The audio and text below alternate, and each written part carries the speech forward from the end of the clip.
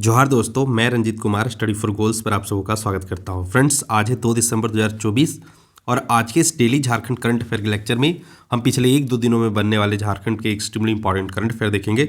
साथ ही उन प्रश्नों से झारखंड स्टैटिक जीके के भी कुछ पोर्शन अगर मिलते हैं तो उन्हें भी हम लोग सरसरी नज़र से देखने का प्रयास करेंगे। चलिए बढ़ते आगे और देखते हैं आज का पहला प्रश्न है फ्रेंड्स, हाल ही में संपन्न हुए झारखंड विधानसभा चुनाव में सर्वाधिक सीटें किस पार्टी ने जीते हैं।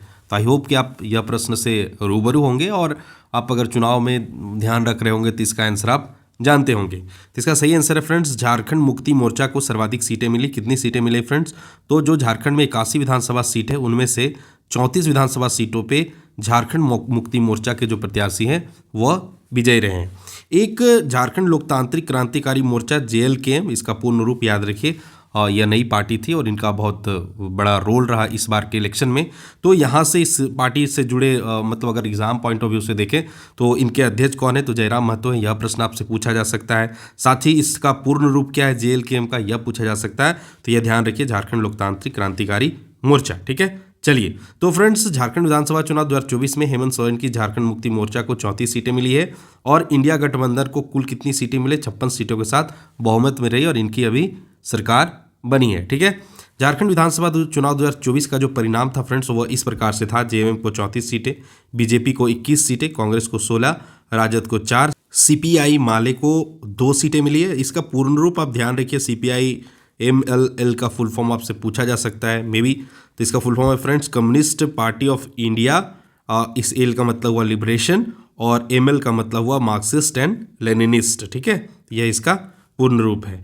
LJPRV, ठीक है, LJP जनरली यही पार्टी का नाम है, लोक जनशक्ति पार्टी।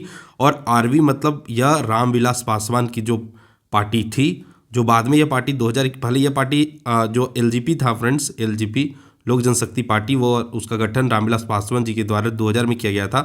पर 2021 में कुछ कारण से यह पार्टी अलग 2 हिस्सों में बट गया, LJP और LJPRV। तो जो LJPRV है फ्रेंड्स, वो जो रामविलास पासवान के पुत्र हैं चिराग पासवान वो इसके वर्तमान अध्यक्ष है। और जो झारखंड में NDA के साथ गठबंधन था वह इसी पार्टी का था और इस पार्टी का एक कैंडिडेट चतरा, झारखंड के चतरा विधानसभा से जनार्दन पासवान जो है इसी पार्टी से विजय रहे, वही यहाँ पे एक दिख रहा है। उसके बाद है JLKM फ्रेंड्स, तो इसका क्या है, 1 सीट जीते JLKM, जो कि इसके जो अध्यक्ष हैं जयराम महतो, वही विजय रहे। कहाँ से?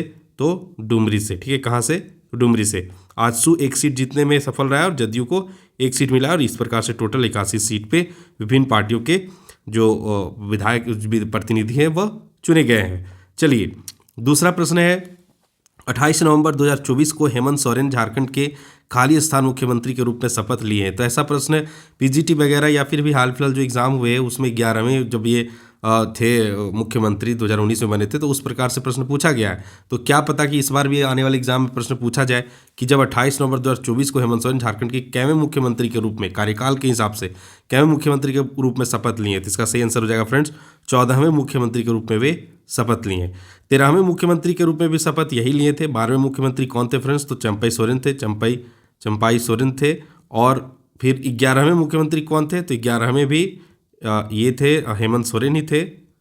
और 10वें कौन थे फ्रेंड्स? तो 10वें मुख्यमंत्री थे रघुवर दास। तो ठीक है, ये आई होप कि इतना चीज़ें आपको पता होगा। ठीक है, चलिए बढ़ते हैं आगे। तो जो अब यहाँ से क्या स्ट्रैटेजी के हम लोग सीख सकते हैं वह देखिए।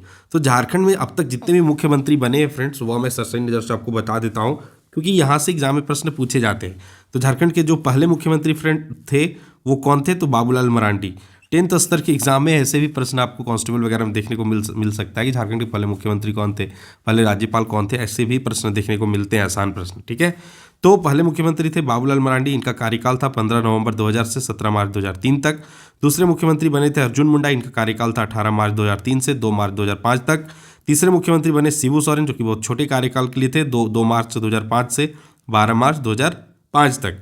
चौथे मुख्यमंत्री बने फिर से अर्जुन मुंडा, 12 मार्च 2005 से 18 सितंबर 2006 तक।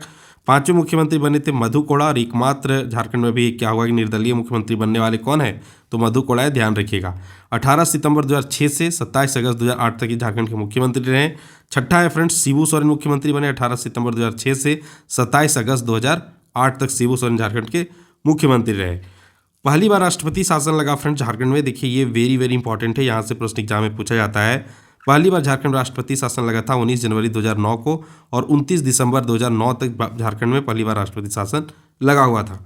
7वें मुख्यमंत्री बने थे शिबू सोरेन फिर से 30 दिसंबर 2009 से 31 मई 2010 तक। बाद में दूसरी बार राष्ट्रपति शासन कब लगा था, तो 1 जून 2010 से 10 सितंबर 2010 तक। 8वें मुख्यमंत्री के रूप में फिर अर्जुन मुंडा मुख्यमंत्री बने 11 सितंबर 2010 से 17 जनवरी 2013 तक के मुख्यमंत्री रहे। और तीसरी बार राष्ट्रपति शासन, देखिए ये वेरी वेरी इंपॉर्टेंट है। देखिए कई बार तो खूब प्रश्न झारखंड हमारे टाइम जब दरोगा का एग्जाम हो रहा था तो वहाँ पे लगभग ये मुख्यमंत्री और राष्ट्रपति शासन से रिलेटेड प्रश्न घुमा घुमा के हर सेट में पूछ रहा था कि झारखंड में अब तक कितनी बार राष्ट्रपति शासन लगा, तो 3 बार लगा है। किसी में पूछ रहा था पहली बार कब लगा, दूसरी बार कब लगा, तीसरी बार कब लगा, इस तरह से प्रश्न पूछे जा रहे थे। तो झारखंड में अब तक कितनी बार राष्ट्रपति शासन लग चुका है फ्रेंड्स, तो 3 बार। और तीसरी बार राष्ट्रपति शासन लगा था 18 जनवरी 2013 से 12 जुलाई 2013 तक। 9वें मुख्यमंत्री बने हेमंत सोरेन 13 जुलाई 2013 से लेकर 28 दिसंबर 2014 तक। और 10वें मुख्यमंत्री बने थे रघुवर दास 28 दिसंबर 2014 से 29 दिसंबर 2019 तक। और एक कार्यकाल पूरा करने वाले झारखंड में ये पहले मुख्यमंत्री बने, सबसे लंबा कार्यकाल इन्हीं का रहा। 11वें मुख्यमंत्री बने हेमंत सोरेन 29 दिसंबर 2019 से 31 जनवरी 2024 तक। हालांकि ये 31 जनवरी 2024 नहीं, 31 जनवरी को इन्होंने त्यागपत्र दिया था, लेकिन 2 फरवरी 2024 तक, क्योंकि मुख्यमंत्री का पद खाली नहीं रहता है तो वो इस समय गिरफ्तार होकर जेल चले गए थे। बाद में जब चंपई सोरेन मुख्यमंत्री बने 2 फरवरी 2024 से लेकर 3 जुलाई 2024 तक, तो ये उस समय तक यही मुख्यमंत्री समझे जाएंगे हेमंत सोरेन ही। ठीक है, 13वें है मुख्यमंत्री हेमंत सोरेन है फ्रेंड्स, अभी मैं जिक्र कर रखा हूँ 4 जुलाई 2024 से 28 नवंबर 2024। और झारखंड के वर्तमान मुख्यमंत्री 14वें मुख्यमंत्री के रूप में इन्होंने शपथ लिया है 28 नवंबर 2024 से, अभी कंटिन्यू ये रहेंगे जब तक ये रहते हैं। ठीक है, चलिए ये तो हुआ कुछ स्टैटिक जीके। इसके अलावा कुछ स्टैटिक जीके हेमंत सोरेन से रिलेटेड भी आप जान लीजिए कि इनका जन्म कब हुआ था, 10 अगस्त 1975 को। जन्मस्थान नेमरा, इनका गांव का क्या नाम है, नेमरा रामगढ़ में इनका पैतृक जो घर है वो नेमरा रामगढ़ है। इनकी माता का नाम रूपी सोरेन है, पिता शिबू सोरेन है, आप सभी जानते हैं। पत्नी का नाम कल्पना सोरेन है, जो कि गांडे से इस बार भी विधानसभा चुनाव जीती हैं। इनकी शैक्षणिक योग्यता की बात करें तो पटना हाई स्कूल पटना बिहार से इंटरमीडिएट किए हैं। चुनाव आयोग के समक्ष दायर हलफनामे के अनुसार हेमंत सोरेन मैकेनिकल इंजीनियरिंग में बीआईटी मेसरा रांची में दाखिला लिया, लेकिन वो बाहर हो गए, पूरा कोर्स ये पूरा नहीं किए थे, मतलब ये इन्होंने बीटेक पूरा नहीं किया, बीच में ये छोड़ दिए थे। यह जो है वह 24 जून 2009 से 4 जनवरी 2010 तक राज्यसभा के सदस्य रहे। बाद में 23 दिसंबर 2009 को झारखंड विधानसभा के सदस्य विधायक के रूप में अपने राजनीतिक जीवन की शुरुआत की। 11 सितंबर 2010 से लेकर 8 जनवरी 2013 तक ये झारखंड के उप मुख्यमंत्री भी रहे। 15 जुलाई 2013 को झारखंड के 5वें मुख्यमंत्री के रूप में ये शपथ लिए व्यक्तिगत रूप से। दिसंबर 2019 से लेकर जनवरी 2024 तक झारखंड के 11वें मुख्यमंत्री के रूप में कार्य किया। जुलाई 2024 से पुनः 13वें और 28 नवंबर के बाद 14वें। ठीक है, चलिए ये रिपीट हो गया और आई होप कि आपको रिवाइज भी हो गया होगा। तीसरा प्रश्न है, हाल ही में राष्ट्रीय एकता सम्मान से किन्हें सम्मानित किया गया? तो इसका सही आंसर है फ्रेंड्स, सीमा खंडेलवाल को राष्ट्रीय एकता सम्मान से सम्मानित किया गया है। सीमा को उनके हिंदी कविता मिताली के लिए राष्ट्रीय एकता सम्मान से सम्मानित किया गया है।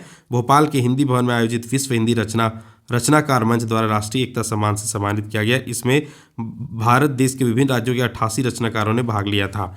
लेखन के क्षेत्र में सराहनीय कार्य के लिए इन्हें विमेन आइकन अवार्ड 2024 से भी नवाजा जा चुका है, तो यह भी ध्यान में रखिएगा। चौथा प्रश्न है फ्रेंड्स, केंद्रीय, थोड़ा सा मौसम बदला है, तबीयत थोड़ा ठीक नहीं है, तो फिर भी मैं सोचा कि ये जो कंसिस्टेंसी है ना करंट अफेयर का वो मैं जारी रखूं, इसलिए मैं यह क्लास ले रहा हूं और उम्मीद करता हूं कि थोड़ा मैं ठीक हो जाऊं 1-2 दिन में, तो और अच्छे से डिजिटल बोर्ड वगैरह पे भी आपको क्लासेस मंथ वाला ले लूँगा। ठीक है, लेकिन कंसिस्टेंसी जरूरी है, कंटिन्यूटी जरूरी है, तभी जाकर सफलता मिलता है। यही रूल है पढ़ाई वगैरह का। ठीक है, बाकी इसको आप मेंटेन रखिए।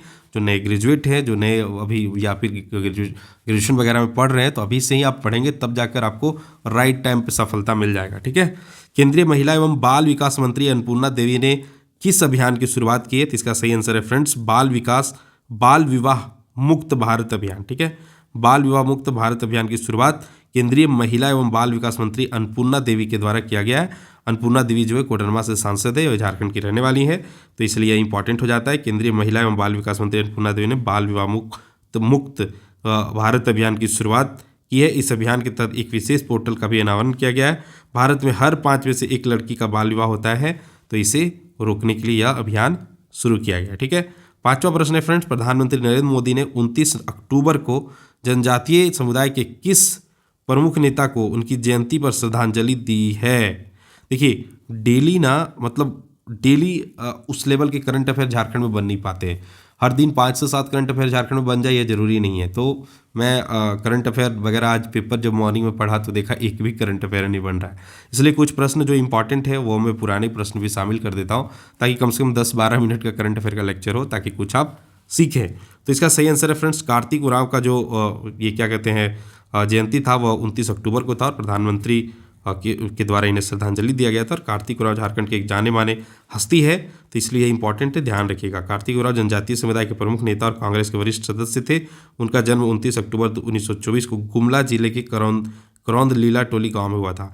तो कहाँ कौन से जिला के रहने वाले थे यह भी इंपॉर्टेंट है। वे 3 बार सांसद और 1 बार विधायक रहे। उनका निधन 8 दिसंबर 1981 को हुआ था। तो ये थे क्वेश्चन फ्रेंड। इसके अलावा कुछ वन लाइनर्स है जो लेस इंपॉर्टेंट है, थोड़ी कम इंपॉर्टेंट है, तो इसे भी सर्च से देख लीजिए। भारत एक बोध नामक पुस्तक डॉक्टर कुमारी उर्वशी द्वारा अनुवादित पुस्तक है। जयपाल जूलियस हन्ना साहित्य पुरस्कार 2024 समारोह डॉक्टर रामदयाल मुंडा जनजातीय शोध संस्थान, जो कि कहाँ पे, मोराबादी रांची में स्थित है, वहाँ पे किया गया है। इस अवसर पर सिलीगुड़ी पश्चिम बंगाल की शिखा मिंज को सादरी कविता संग्रह निर्धन के लिए, महाराष्ट्र नांदेड़ के विनोद मोतीराम अन्नाम को गोंडी कविता संग्रह हीरवाल मेटा के लिए, और झारखंड के अलबिनुस हेम्ब्रोम तो अलबिनुस हेम्ब्रोम को संथाली कविता संग्रह सिर जोनेर जीवेदोक के लिए जयपाल जूलियस हन्ना पुरस्कार मिला है। पुरस्कार समारोह प्यारा क्रिकेटा फाउंडेशन और टाटा स्टील फाउंडेशन द्वारा दिया गया था। प्यारा क्रिकेटा फाउंडेशन वेरी वेरी इंपॉर्टेंट है। पिछले बार सीजीएल या फिर पीजीटी वगैरह में जितने भी प्रश्न पूछे गए थे, इस प्यारा क्रिकेटा फाउंडेशन का जो ऑफिशियल पेज था वहीं से पूछे गए थे। तो भाई ये सब चीज़ें हैं, थोड़ा एनालिसिस करके वहाँ से आप पढ़ेंगे तो आप इजीली स्कोर कर पाएंगे, ठीक है। बाकी फ्रेंड्स, उत्पाद सिपाही में 1.5 लाख प्लस बच्चे जो है रनिंग पास कर रखे हैं। तो आप चाहते हैं जो 500 कुछ सीट है उसमें अंतिम रूप से चयनित होना चाहते हैं, तो स्टडी फॉर गोल्स का जो पेपर 1, पेपर 2 और पेपर 3 का बेहतरीन मॉक टेस्ट अवेलेबल है, यह मार्केट में अवेलेबल हो चुका है। रांची में जेल रोड में आपको ये सारी पुस्तकें मिल जाएंगी। स्टडी फॉर गोल्स ऐप से भी ऑर्डर कर सकते हैं। बाकी पेपर 2 में खोटा और हिंदी का भी जो बुक है, प्रैक्टिस सेट बुक है, ठीक है। ये सिर्फ प्रैक्टिस सेट नहीं है, प्रैक्टिस सेट के अलावा भी यहाँ पे कंप्लीट शॉर्ट नोट्स है। स्टार्टिंग के 20 से 25 पेजेस जो है वो पूरा सिलेबस का जिस्ट है, शॉर्ट नोट्स है, ताकि आप पढ़ भी लें सच्चाई नज़र से और प्रैक्टिस भी कर लें, और प्रीवियस ईयर वगैरह भी है। तो मेरे तरफ से खोटा मैं पर्सनली अपने संरक्षण में तैयार करवाता हूँ। तो मेरे तरफ से गारंटी कि अगर आप इस पुस्तक को फॉलो करते हैं तो 98, 99 और 100 ये 3 स्कोर आराम से कर सकते हैं। मतलब इतना क्वेश्चन आप आराम से कर सकते हैं, ठीक है। तो आप इसे कंसीडर कीजिए। पेपर 1 में सीजीएल में बहुत बच्चे फंसे थे, इसलिए पेपर 1 को भी इग्नोर नहीं कीजिएगा, एटलीस्ट प्रैक्टिस करके जाइएगा। बाकी इन झारखंड में हो रही घटनाएं या फिर किसी प्रकार का कोई डाउट है तो आप मुझे इंस्टाग्राम पे फॉलो कर सकते हैं, वहाँ पे अपने डाउट पूछ सकते हैं। बाकी आप मुझसे जुड़े हुए चीज़ें या झारखंड में हो रही घटनाओं का अपडेट चाहते हैं तो हमारे व्हाट्सएप चैनल से भी जुड़ सकते हैं। इनका लिंक मैं डिस्क्रिप्शन बॉक्स में डाल दे रहा हूँ। बाकी फ्रेंड्स, हर दिन एक प्रश्न आपके लिए होता है। आज भी आपके लिए प्रश्न है क्वेश्चन ऑफ द डे के रूप में। झारखंड के प्रथम आदिवासी क्रिकेटर रॉबिन मिंज IPL 2025 सत्र में किस टीम की ओर से खेलते हुए नजर आएंगे? तो आपके पास ऑप्शन है Mumbai Indians, Gujarat Titans, Kolkata night Riders और चेन्नई सुपर किंग्स। तो यह किस टीम से खेलते हुए नजर आएंगे यह भी लिखिए। साथ ही पिछले बार इन्हें कितना में खरीदा गया था, इस बार कितना में खरीदा गया है, यह भी डिटेल लिखिए, ताकि हमें भी पता चले भाई अब करंट अफेयर से कितना अपडेट रह रहे हैं। बाकी स्नातक स्तरीय परीक्षाओं के लिए आप इन तीनों पुस्तकों को अवश्य फॉलो कीजिए। बाकी आप उत्पाद सिपाही का वो तो प्रैक्टिस सेट के लिए बुक है, आप अगर कंप्लीटली पढ़ना चाहते हैं, मतलब वीडियो लेक्चर और टेस्ट वगैरह सब एक जगह ही लगाना चाहते हैं, तो स्टडी फॉर गोल्स ऐप पे कंप्लीट कोर्स अवेलेबल है। इसी प्रकार खोटा का भी वीडियो लेक्चर का कंप्लीट कोर्स अवेलेबल है। आप यहाँ पे जाके सरसरी नज़र से 2x मोड में बहुत कम समय में पढ़ सकते हैं। बाकी फ्रेंड्स, स्टडी फॉर गोल्स सफलता का आधारशिला बैच, एक ऐसा बैच जहाँ पे एक जगह पे जुड़ने से झारखंड में होने वाले सारे एग्जाम का मतलब जो समस्या ही सॉल्व हो जाएगा। पेपर 3 के जितने 6 विषय हैं उनके हर विषय के वीडियो लेक्चर, PDF नोट्स और आपको प्रॉपर गाइडेंस के साथ प्रॉपर तैयारी स्टडी फॉर गोल्स करवा रहा है। स्टडी फॉर गोल्स गिने चुने 1-2 कोर्सेज रखा है वीडियो लेक्चर वाले, तो आप यहाँ पे जुड़ के आप अपने तैयारी को मतलब धारदार बना सकते हैं, सिलेक्शन लेने वाला तैयारी कर सकते हैं। झारखंड दरोगा का डिमांड था बैच का, study for goals finally Jharkhand दरोगा का, झारखंड पुलिस जैसा 2025 complete batch with test series, video lecture, English माध्यम में video lecture, PDF notes, mock test, ये सब चीज़ें अवेलेबल है। आप स्टडी फॉर गोल्स ऐप एक बार चेक कर लीजिए। बाकी आप यूट्यूब चैनल पे नए हैं तो चैनल को सब्सक्राइब कर लीजिए, हमारे टेलीग्राम चैनल से जुड़ जाइए ताकि झारखंड में हो रही घटनाएं आपको घटनाओं का प्रॉपर अपडेट मिलता रहे। ट्विटर पे भी फॉलो कर सकते हैं, बाकी हमारा व्हाट्सअप चैनल भी, यहाँ पे भी जुड़ सकते हैं। तो यही था आज का लेक्चर फ्रेंड्स। थोड़ा बनाने का तो इच्छा नहीं था, लेकिन मैं सोचा नहीं कंसिस्टेंसी रुक जाएगा तो मज़ा नहीं आएगा। मैं फटाफट 15 मिनट लगते हैं, मैं बना देता हूँ। बहुत से बच्चे इंतज़ार कर रहे होते हैं, तो हम इसे कंटिन्यू रखेंगे और जब तक अभी मैं 5 साल तक इसे कंटिन्यू रखेंगे, ताकि भाई अपने तरफ से हम तैयार रहे, जब अपॉर्चुनिटी मिले उसे ग्रैब कर लेना, ठीक है। बाकी अच्छे से पढ़ते रहिए, तैयारी करते रहिए। उम्मीद करते हैं चीज़ें आपके हित में हो और नई नई वैकेंसियाँ आएँ और आप अच्छे से एग्ज़ाम दें और आपका बहुत पारदर्शी तरीके से सिलेक्शन भी हो, ठीक है। चलिए, तो मैं मिलता हूँ कल के वीडियो के साथ। तब तक आप अपना ख्याल रखिए। Bye bye and take care.